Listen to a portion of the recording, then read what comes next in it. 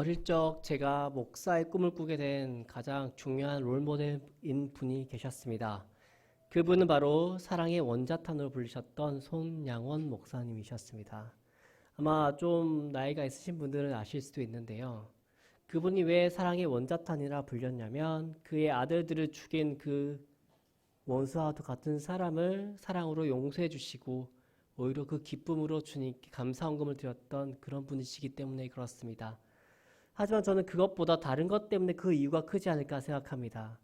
혹시 그분의 기념관을 가보신 분이 계신지요? 그분의 기념관 가면 여수에 손영원 목사님의 기념관이 있는데 애향원이라는 곳이 있습니다. 그분은 평생 그곳에서 사역을 하셨는데 애향원은 다른 평범한 교회와는 좀 다릅니다. 거기에 모든 성도들은 나병 환자이기 때문에 그렇습니다. 평생의 손영원 목사님은 일반적인 목사로서의 사역을 한 것이 아니라 가장 아프고 어렵고 외로운 사람들 곁에 가셔서 그분들을 위로하며 그분들을 케어하며 목회를 하신 것이었습니다. 저도 그때 한 20년 전인가요? 가서 나병의 환자를 보게 되었는데요. 오늘 말씀의 포인트는 그 손영원 목사님에 대한 이야기가 아니라 다른 포인트입니다. 포인트는 바로 나병입니다. 보신 분들은 알 수 있습니다. 피부가 문드러지고 몸이 막 여러 가지 반점들이 생기고 녹아내린다는 거. 근데 끔찍한 것이 무엇이냐면 나병이라는 것 자체가 말초 신경계를 건드기 때문에 걸린 환자분들은 고통을 모른다는 겁니다. 눈으로는 자신의 피부가 썩은 게 보여지고 수많은 반점들이 보여지고 코가 내려앉는 걸 거울로 볼 수는 있는데 아픔이 없다입니다. 자신의 죽음을 눈으로 볼 수 있는데 그게 고통으로 느껴지지 않는다는 것입니다. 저는 이 나병에 대해서 한 가지 생각을 해보았습니다. 무언가 많이 닮아있기 때문에 그랬습니다. 그것은 무엇일까요? 죄와 같습니다. 우리는 수많은 죄를 짓고 살지만 과연 그 죄 중에 얼마만큼 주님께 회개하고 가슴 아파하고 애통해 합니까?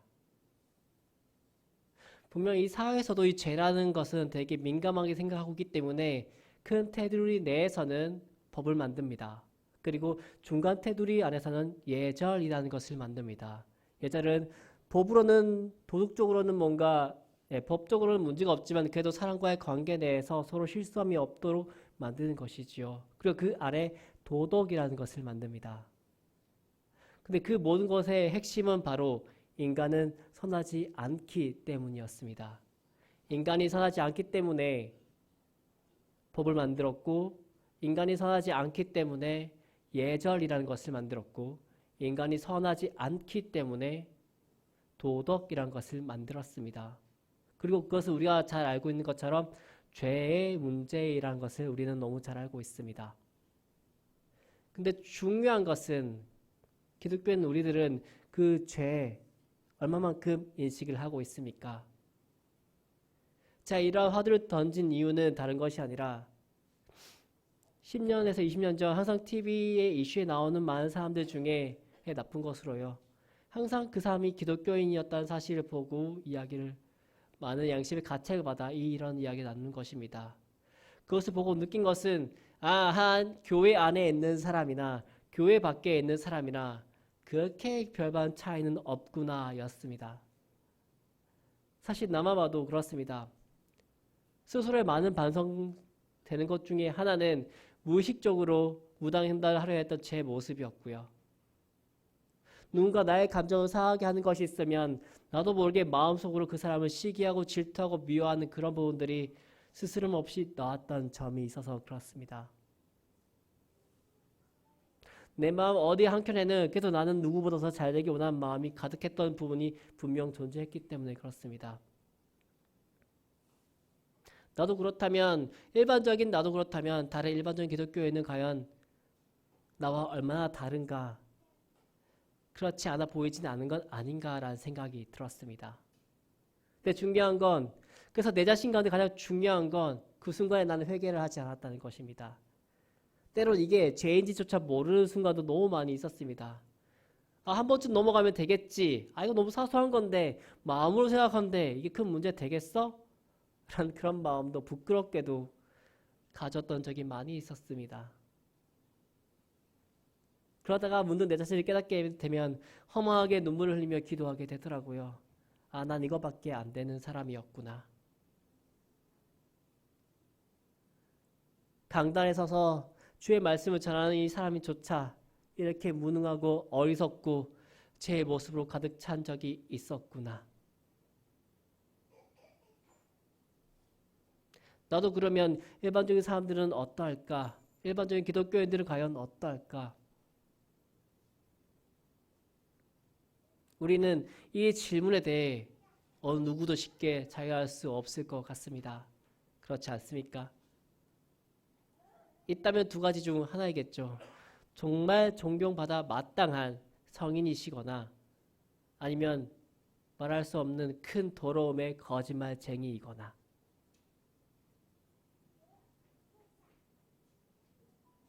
네, 이 인간적인 현상의 모습은 비단 오늘 우리들의 모습일 뿐만 아니라 2000년 전 사도 바울이 복음을 전했던 로마에 있는 교회인들의 모습과도 비슷했습니다. 이것도 로마서 자체는 사도 바울이 로마에 있는 기독교인들에게 권면하기 위해 쓴 편지입니다. 그 당시 로마의 기독교인들은 두 가지 좀 특징이 있습니다. 첫 번째는 유대인 기독교인이 있었고요. 두 번째는 이방인 기독교인들이 있었습니다. 근데 문제는 이 유대인 기독교인들이었습니다. 그들은 분명 예수님을 영접하고 예수님을 구주로 모셨음에도 불구하고 여전히 구약의 자신만의 문화의 율법을 따라 나아갔습니다. 그리고 그 문화 율법에 따라 이방인 기독교인을 비판하며 비하하며 나아갔습니다.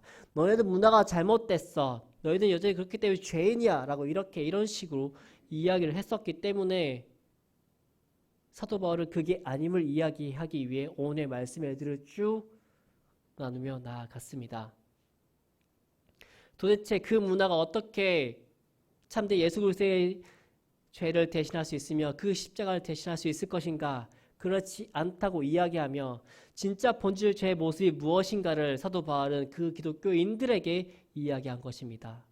세상 사람들에게 한 것이 아니라 기독교인들에게 그렇게 이야기한 것입니다. 그들 마음 가운데 있는 교만과 더러움과 그 말할 수 없는 여러 가지 죄들이 여전히 살아있음을 알았기에 사도 바울은 그들에게 너희들의 죄가 무엇인지 샅샅이 그런 식으로 나열을 한 것이었습니다. 이방인 기독교인들 탓할 문제가 아니라 죄를 이야기하면 너 자신부터 돌아봐야 한다라고 그렇게 자명하게 이야기한 것입니다. 그렇게 외적으로는 잘난 척 깨끗한 척 하고 있지만 네 마음 안에는 교만이 가득해서 하나님보다 더 앞선 자리에 있으려 하며 네 마음에 온갖 추잡하고 더러운 일을 알고 있으면서 그것을 드러내지 않았을 뿐 아니냐. 분명 율법에는 그것을 죄로 여긴다는데 너는 그것조차 어기고 있구나 라고 하는 것이 오늘의 대목이었습니다. 다시 한번 말씀드리겠습니다. 이 말씀은 세상에 있는 사람들에게 물론 해당은 되지만 그 첫 번째 대상은 기독교인들이었습니다. 네, 사도 바울은 알고 있습니다. 소위 하나님을 믿고 예수 십자가를 고백했던 그 사람들조차도 여전히 그 마음 가운데는 새로움이 있는 게 아니라 예전의 모습으로 돌아가고 있으며 근데 예전에 그 모습조차 더러운 모습이었기에 그것조차 깨닫지 못하고 살고 있다는 것을요. 이것에 대해 성 어거스틴이 이렇게 이야기합니다. 교회란 무엇인가? 죄인들의 공동체이다. 교회에 선한 것은 하나도 없다라는 것입니다. 왜 없느냐? 예수님의 말씀을 알고도 행하지 않은 사람들이 너무 수두룩하기 때문에 그렇습니다. 예수님의 말씀을 알고도 그것과 반대되는 행하는 사람들이 너무 많기 때문에 성 어거스틴은 죄인들의 공동체다라고 이렇게 이야기합니다. 우리들이 선하지 않다는 것을 그렇게 옛날부터 많은 신앙의 선배들이 자명하게 선포해 왔습니다. 왜 그렇습니까? 오늘 우리 자신을 보면 너무 잘 알고 있을 것 같습니다. 내 편한 대로 믿고 살아가는 삶이 그렇습니다. 내가 고쳐야 될 것은 고치지 않고 마음에 있는 수많은 악행들이 있음에도 불구하고 회개하지 않기 때문에 그렇습니다. 그것에 반성하고 있지 않기 때문에 그렇습니다. 때로 하나님의 말씀보다 내 생각이 우선되어 그것을 따르기 때문에 그렇습니다. 왜 우리는 믿음으로 구원을 받아야 됩니까? 대체 우리가 이런 방법 아니고선 우리 안에서 선한 것이 나을 수 있겠습니까? 왜 우리가 믿음으로 구원받을 수밖에 없겠습니까? 우리 안이 아무리 뒤져봐도 선한 것은 아무것도 없기 때문입니다. 우리가 할 수 있는 최선은 딱 한 가지밖에 없습니다. 그것을 예를 좀 들어드리겠습니다. 14세기 토마스 아퀴나스라는 그 당시 개신교가 없을 때 교회에 큰 선생이 계셨습니다. 지금도 토마스 아퀴나스는 로마 카톨릭에서는 위대한 선생이라고 이름을 부를 정도로 현명했으며 똑똑했으며 그리고 무엇보다 겸손한 사람이었습니다.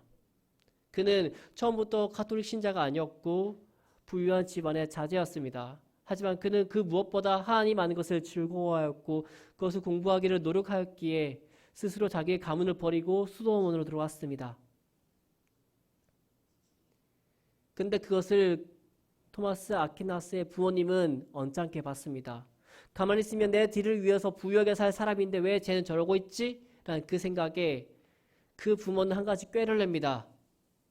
그 당시 사제들은 외적으로 그런 죄를 짓게 되면 그 죄 때문에 면직을 당하게 되어 사제가 될 수 없습니다. 그 부모들은 그것을 노려 아주 추운 겨울밤 어느 날 한 여인을 사서 나체로 토마스 아퀴나스의 집으로 보냅니다. 핵심은 이겁니다. 그 여인에게 너무 추우니까 문 좀 열어주세요. 그 한마디만 하라. 하지만 토마스 아퀴나스는 문을 열어주지 않았습니다. 결국 그 여인은 얼어 죽게 되었습니다. 토마스 아퀴나스가 한 회고록에 그걸 열어주지 않은 이유는 나체의 여인인 걸 알고 있었기 때문에 혹시 문을 열어 그 여인을 받아들이게 되면 자기가 죄를 지을까 봐였습니다. 넌센스입니다. 그렇죠? 토마스 아퀴나스가 문을 열어주지 않았기 때문에 그 여인은 죽었습니다. 근데 문을 열어주었으면 토마스 아퀴나스는 도저히 사제여서 하면 안 되는 그 죄를 지었기에 면직을 당할 수밖에 없었겠지요. 여기 계신 남자분들이라면 어떻게 하셨겠습니까? 이것이 인간의 한계입니다. 무엇을 하든 우리 안에 선이 없기 때문에 결국 또 한 가지 죄를 짓게 된다는 것. 우리 안에 선이 결코 없기 때문에 어떤 일을 행해도 결국 우리는 우리 자신을 구원할 수 없다는 것. 우리의 기본은 이런데 과연 우리 안에서 어떤 선한 것이 날 수 있겠습니까? 아무것도 없습니다. 예, 그렇게 마틴 루터는 하루에 수십 번 사제를 찾아가 고해성사를 했습니다. 마음에 죄 짓는 것이 많아 끊임없이 사제를 붙잡고 귀찮게 했습니다. 사제여, 내가 이런 마음속으로 죄를 짓는데 어떻게 하면 좋습니까? 라고. 그래서 사제가 오죽했으면 다 그렇게 살아. 정 괴로우면 무릎 꿇고 성전을 돌아. 그런 식으로 이야기했을 정도였습니다. 그럼 마틴 루터가 한 말은 바로 이것이었습니다. 사람은 행위로 구원받는 것이 아니라 오직 믿음으로 구원을 받는구나. 우리가 봉독하지 않은 로마서 1장 16절 17절의 말씀이다. 오직 의인은 믿음으로 말미암아 구원을 얻으리라. 왜요? 믿음이 아니면 아무것도 우리는 구원받을 수 있는 조건이 되지 않기 때문에 그렇습니다. 그리고 그 믿음은 우리 자신에게 나는 것이 아니라 오직 살아 역사하신 예수 그리스도에 의해서 난다는 것임을 마틴 루터는 고백했고 오늘 우리는 그 고백을 기본으로 삼아 신앙생활을 하고 있는 것입니다. 이 말이 무엇이냐? 주님께서 주신 믿음을 가지고 살아가지만 아직 우리의 상태는 여전히 죄된 상태가 있다는 것입니다. 우리가 교회에 있다고 해서 다 모두가 착한 사람은 아니라는 것입니다. 다 우리가 믿음의 자리에 있다고 해서 우리의 본질이 바뀌어 우리 마치 천사 같은 사람이구나라고 생각해서는 안 된다는 것입니다. 그렇기 때문에 예수 그리스도의 십자가는 우리에게 놀랍고 자랑스러운 것이지만 우리에게 부끄러워야 하는 것입니다. 왜 그렇습니까? 우리의 죄가 예수님을 죽게 만들었기 때문입니다. 그리고 여전히 그 희생에 있음에도 불구하고 우리는 그렇게 많이 변하지 않고 있기 때문에 그렇습니다. 우리 죄의 크기가 얼마만큼이냐라고 묻게 된다면 예수님의 생명만큼이다라고 해석되는 부분입니다. 아, 우리의 죄는 도저히 예수님의 피가 아니면 해결되지 않는구나라는 대목입니다. 그렇다면 우리는 그 대목만 들어도 도저히 부끄러워 고개를 들 수 없어야 되지 않을까요? 이제 그렇지 않습니다. 너무 많이 들어와서 그것이 문제가 됐을지 모르겠지만 너무 많이 들어와서 마음에 더 이상 감동이 되지 않아서 이제 그게 문제가 됐을지 모르겠지만 그게 당연한 것처럼 되어버렸습니다. 세상 남의 죄를 대신 사하여 준다는데 그게 어떻게 당연한 것이 될 수 있겠습니까? 근데 우리는 그게 당연한 것처럼 되어왔고 그렇게 살아가고 있는 것은 아닌가요?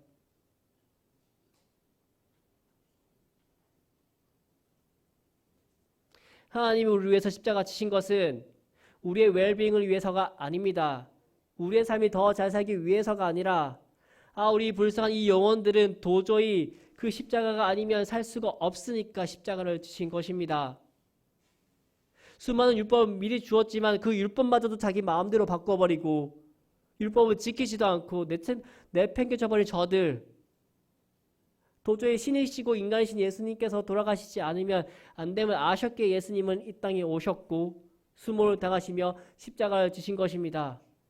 그리고 정말 쉽고 놀라운 그 한계를 제시하십니다. 바로 그것을 믿으라. 근데 우리 이 믿음을 오해해서는 안 됩니다. 마치 우리 안에 있는 액세서리처럼 당신 종교가 뭐예요? 예, 기독교입니다. 이렇게 고백되는 것이 아니라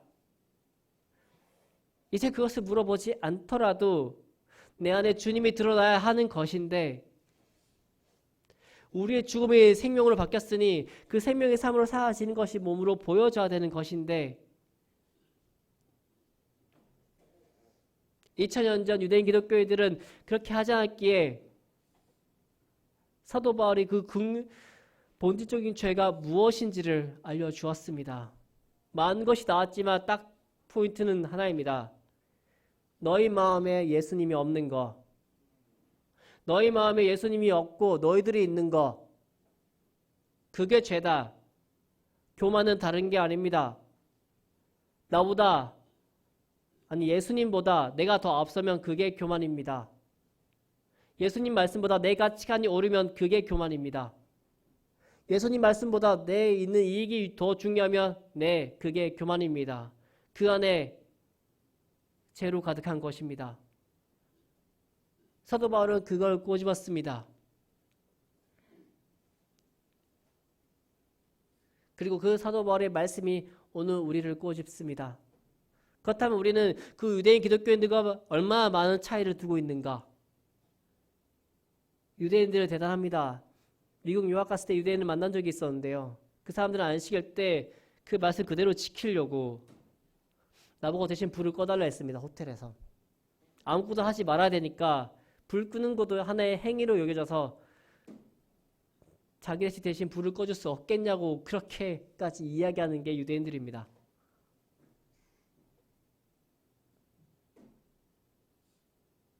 뭔가 지키는 거에 있어서 나보다 더 낫겠구나 싶을 정도였습니다. 근데 그런 유대인조차 그게 교만이 되어 참된 예수님의 보혈의 능력을 이해하지 못하고 믿지 못하고 있는데 과연 우리들은 어떻습니까? 예수님 분명 십자가 못 벗겨 돌아가시기 전에 말씀하셨습니다. 내 십자가를 지라. 네, 굳이 믿는 신자들의 다음 삶이 무엇이냐 묻게 된다면 답은 심플합니다. 예수님의 십자가를 지는 것입니다. 예수님은 이 땅에 섬기러 오셨으며 섬김 받으러 오신 것이 아니었습니다. 낮고 또 낮은 그 자리로 오셔서 이 세상을 섬기셨습니다. 그 십자가를 지라고 우리에게 말씀하셨습니다. 높은 자리에 있으라고 하신 것이 아니었습니다. 세상 천하고 낮은 그 자리에서 섬김의 자리로 있으라고 말씀하셨습니다. 유대인 기독교인들은 이방인 기독교인은 제대로 섬기지도 못하고 비판, 비난, 정죄하였기에 사도 바울의 정죄를 받은 것이었습니다.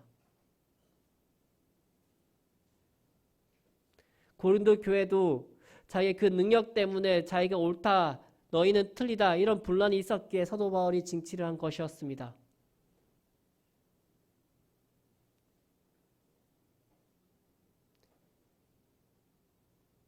우리 안에, 아니 내 안에 기독교인으로 드러남이 없다면 우리는 반성해야 할 것입니다.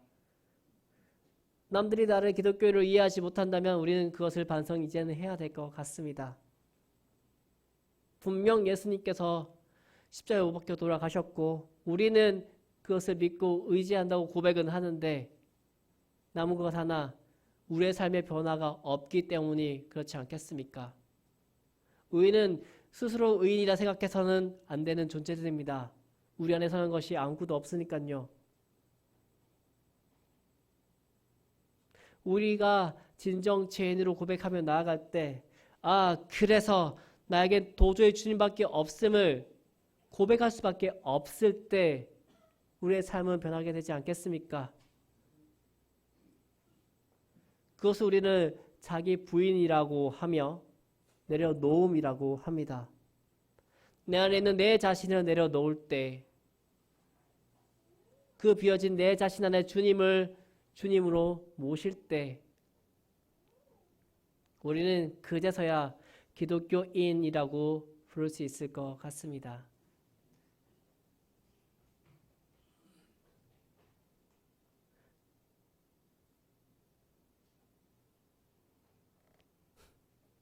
그렇게 오늘 우리 자신을 돌아볼 수 있길 소망합니다.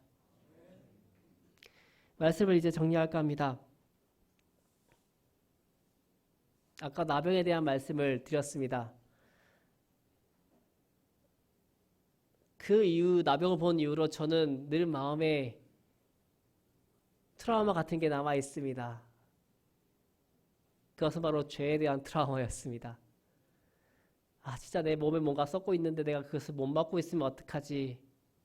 라는 그런 두려움이었습니다. 내가 진짜 하나님 믿고 있다고 하는데 내 삶은 과연 진짜 그게 맞는가? 라는 고민을 매번 수없이 하고 있었습니다. 내 마음이 불안하면 늘 그 마음부터 들었습니다. 그리고 이것은 현재 진행형입니다. 그럴 때마다 내 마음에 안식을 주는 말씀은 로마서 1장 16절 17절이었습니다. 오직 의인은 믿음으로 말미암아 살리라. 믿을 수밖에 없겠구나. 그럴 때 저는 근데 차마 십자가를 볼 수가 없었습니다. 내게 자랑스러운 것이어도 내게 가장 부끄러운 것이거든요. 내게 가장 위대한 것이어도 나를 낮고 천하게 만드는 것이거든요.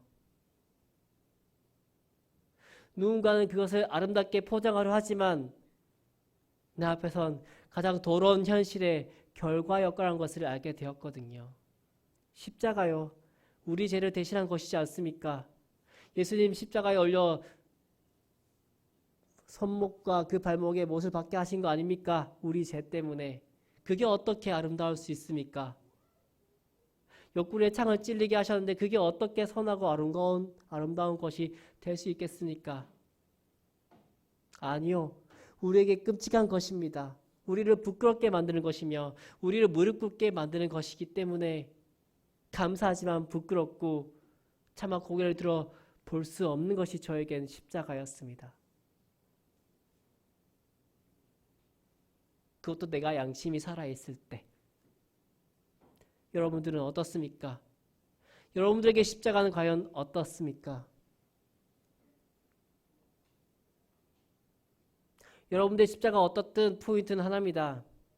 우리가 예수님 십자가 못 박혀 들어갔을 때 우리의 지분 100%. 우리가 예수님을 도와준 게 아니라 우리가 예수님을 사지로 먼 것이었다는 뜻입니다. 아무 죄 없는 예수 그리스도를 사지로 먼 건 우리 때문이었습니다. 내 옆에 있는 사람이 아니라 바로 나 때문입니다. 우리의 믿음의 시작 어디서부터 시작하냐고요? 바로 여기서부터 시작해야 됩니다. 우리가 왜 예수님 십자가 져야 되냐고요? 우리를 대신에 아무것도 우리에게 요구하지 않으시고 그저 사지로 돌아가신 예수님,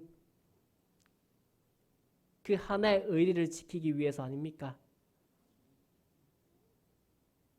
아무 조건 없이 우리를 구원의 자리로 허락해 주신 분노하신 하나님의 그 진로를 사랑으로 바꾸어 주신 예수님의 그 고귀한 희생 때문이 아니겠습니까? 이제 우리 차례라는 것입니다. 우리가 어떻게 살아야 하나? 사실 정답은 너무 쉽습니다. 섬기는 자리에 있으면 되며 낮은 자의 자리에 있으면 됩니다.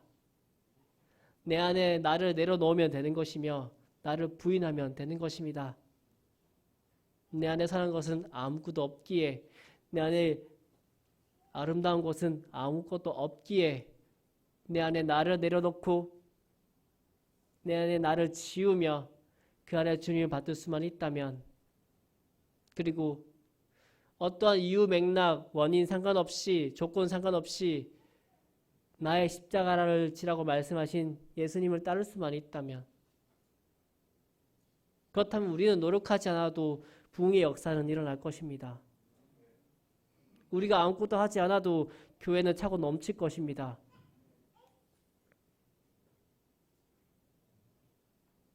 그렇지 못하다면 우리 자신부터 반성을 해야 할 것입니다. 그리고 부디 우리들은 진실로 주님의 그 십자가의 사랑을 깨닫고, 그리고 그 무엇보다 우리 안에 있는 더러운 현실을 깨달아 정말 순종한 그 마음 하나로 주님께 무릎 꿇고 나아갈 수 있기를 간절히 소망합니다.